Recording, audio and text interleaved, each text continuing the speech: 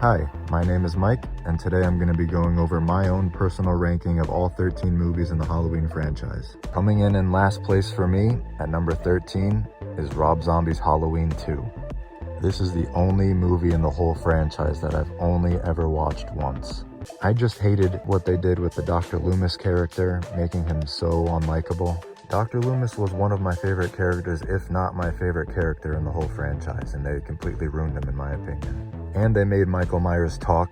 Die! They show his face throughout the whole movie way too much. It just doesn't work for me. But when I rewatch all the movies this year, I wouldn't be surprised at all if it moves up at least one spot. Which brings me to number 12, Halloween 3. I can appreciate the story, but it's just not for me. I need more Michael Myers than just him showing up on a barroom television for a few seconds. A lot of people really seem to like Halloween 3 and are able to appreciate it more than I am, so maybe 5 or 10 years from now, I'll have a different opinion about it. At number 11, I have Halloween Ends. This is another one that may move up some ranking spots over time for me, but for now it ranks pretty low. I like seeing Michael Myers as a strong, unstoppable force of nature, but in Halloween Ends, he's just way past his prime and too weak. I understand it, but I don't enjoy it. I didn't like how easily Corey was able to overpower Michael Myers in the sewers, but I kinda liked when Corey and Michael were teaming up to kill people. I liked when Michael would kill somebody and then look over to Corey and be like, "Boy, Susie, that's how it's done." And I'm glad that they had Michael win round 2 at the end of the movie. And the beginning of the whole movie was awesome, when that little boy Jeremy fell down and died. Hell yeah. That moment probably got the biggest reaction out of me for the whole movie. At number 10, I have Rob Zombie's Halloween.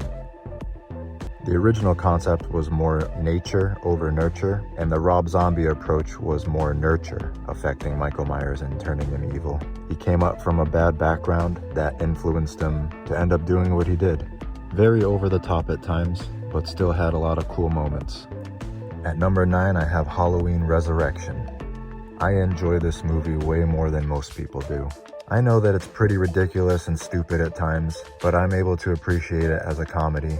The look of the mask isn't that bad compared to other movies in the franchise, and I think the scenes with Busta Rhymes are very entertaining. I actually like the scene when Busta Rhymes is talking smack to Michael Myers. A lot of people don't like it, and they think that Michael Myers cowers away from Busta Rhymes when he's going off, but this is what I'd like to think is going through Michael Myers' head during that moment. I ain't paying you to be Michael Myers. I'm playing Michael Myers. If them kids come around and see us... I could just kill this guy right now. Or I can let him walk around dressed up as me and let him help me scare the crap out of these kids before I murder the crap out of them. I'm gonna let him cook. There's a lot of overlooked funny things in this movie. One that stands out to me is when the main character, Final Girl, throws the chainsaw that stopped working at Michael. Listen to the noise she makes when she throws this thing. Tremendous. It's far from perfect, but I really enjoy Halloween Resurrection. Michael Myers is a killer shark. Baggy ass overalls.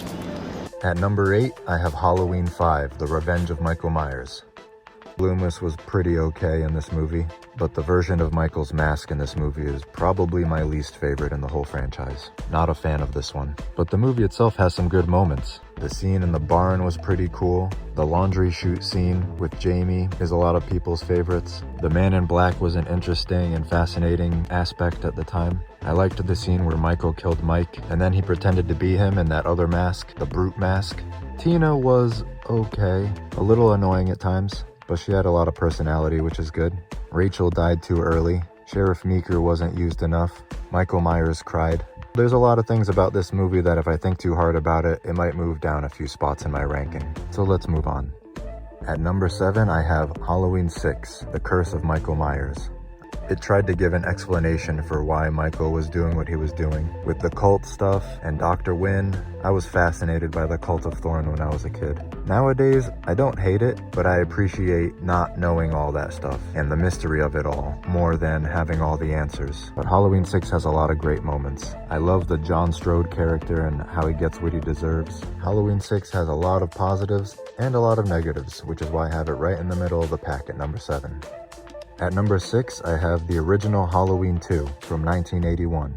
I love how it picks up literally right at the end of the first movie. Dr. Loomis is on point. Michael Myers is a little robotic in this one, but not bad. There's a lot of moments where it feels like the movie just drags, but there's a lot of great moments too. I love the part where Michael kills the guy in the background during the hot tub scene and then creeps into the room, letting the other nurse think he's her friend coming back. The ending is great too, with the explosion and Michael walking out of the flames like a demon coming back from hell.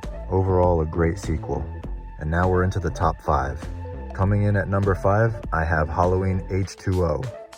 There's a lot of cool scenes all throughout H2O. The scene towards the end where Laurie decides to stop running from him and starts hunting him with the axe was awesome. And it had a great definitive ending too.